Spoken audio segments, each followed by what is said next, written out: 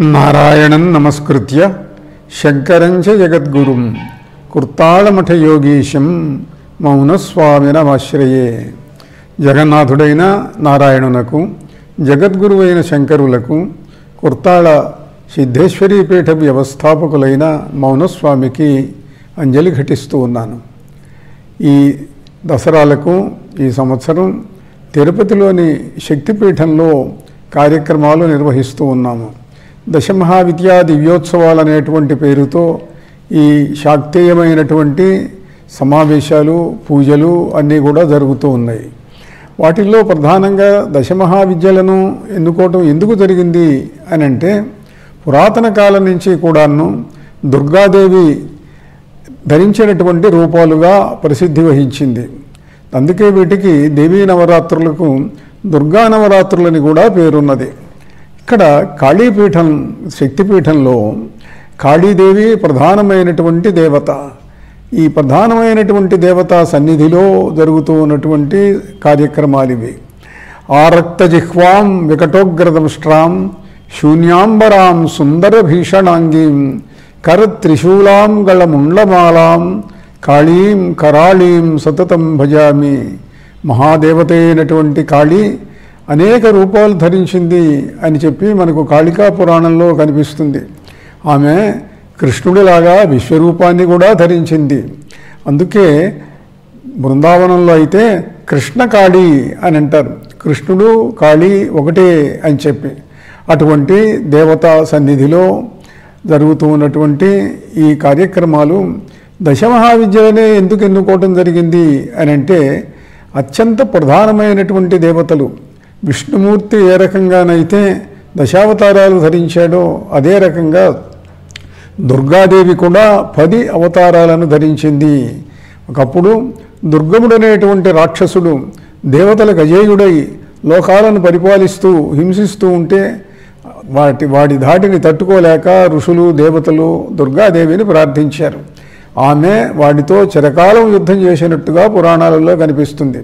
వాడు చివరి దశలో ఇంకా ఓడిపోతానని భయపడి పరిగెత్తిపోయినట్ట.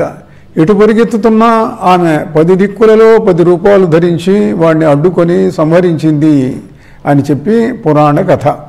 ఏమిటా 10 రూపాలు అని అంటే, కాళీ, తార, చిన్నమస్త, భైరవి, బగళాముఖి, ధూమావతి చ మాతంగి, షోడశి, భువనేశ్వరి, కమలాత్మిక, ఈ 10 రూపాలను ధరించింది. ఇలా ఈ 10 రూపాలలో విశేషం ఏమిటి అని అంటే, కొంతమంది శాక్తేయులైతే విష్ణుమూర్తి యొక్క దశావతారాలు కూడా అమ్మవారే తన 10 రూపాలను 10 అవతారాలుగా ధరించింది అని చెప్పి పురాణ వాంగ్మయంలో దశమహావిద్యలకు, దశావతారాలకు ఉన్నటువంటి సన్నిహిత అనుబంధాన్ని తెలియజేస్తూ వచ్చారు. శ్రీకృష్ణ శ్యామలాదేవి, శ్రీరామో లలితాంబిక. కృష్ణుడు శ్యామలాదేవిగా, శ్యామలాదేవి కృష్ణుడిగా అవతరించింది, లలితాదేవి రాముడిగా అవతరించింది. ఇలా కథలు ఉన్నాయి. ఏదైనప్పటికీ కూడా ఇవాళ శక్తిపీఠంలో దశమహావిద్యలను కూడా ఈ 9 రోజులలో జపములు, హోమములు, పూజలు, అర్చనలు, అభిషేకములు ఇవన్నీ కూడాను నిర్వహించడం జరుగుతూ ఉన్నది. ప్రత్యేకంగా యజ్ఞానికి ప్రాధాన్యం, ఋషులు యజ్ఞాలకు ప్రాధాన్యం ఇచ్చారు. ఏ పని కావాలన్నా యజ్ఞం చేస్తే తొందరగా అవుతుంది. అందువల్ల జప పురశ్చరణలు చేసినటువంటి నిష్ఠాపరులైనటువంటి వ్యక్తులు, వేదవేత్తలు ఈ కార్యక్రమాలను నిర్వహిస్తూ ఉన్నారు. ప్రతి దేవతకు కూడా యజ్ఞం అంటే కాళీ యజ్ఞం, తారాయజ్ఞం, చిన్నమస్తా యజ్ఞం, అన్ని దేవతలకు యజ్ఞాలు. అయితే ఈ యజ్ఞాలలో ఒక్కొక్క దేవత యొక్క లక్షణం ఒక్కో రకంగా ఉంటుంది. కొన్ని సాత్విక దేవతలు ఉన్నాయి, వీటిల్లో రాజస దేవతలు ఉన్నారు, అలానే తామస దేవతలు ఉన్నారు. వాటి ప్రయోజనాలు దివ్య జ్ఞానాన్ని ఇచ్చేవి, లోక వశీకరణాన్ని ఇచ్చేవి, శత్రువులను స్తంభింపజేసేవి, వైరులను నాశనం చేసేవి, మారణం చేసేవి, ఉచ్చాటనం చేసేవి, ఇలా రకరకాలైనటువంటి విద్యలన్నీ ఉన్నాయి. ఉదాహరణకు మాతంగి వశీకరణ విద్య, ధూమావతి ఉచ్చాటన విద్య, అలానే మిగతావి కూడాను. ఈ విద్యలన్నింటికీ కూడా ఒక్కొక్కళ్ళకు ఒక్కొక్క ప్రయోజనాలు ఉంటాయి. లోకంలో అన్నింటికీ దేవతలు ఉన్నారు.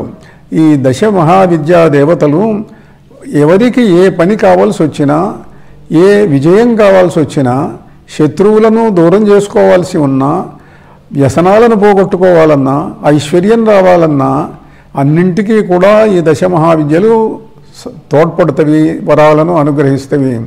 వాటికి కావలసినటువంటి వస్తువులు ద్రవ్యాల్లో కూడా మార్పులు ఉంటాయి. మామూలుగా యజ్ఞాలంటే ఏదో ఆవునేతితో హోమం చేస్తాము అని అంటే చేయవచ్చు ఆవునేతితోటి.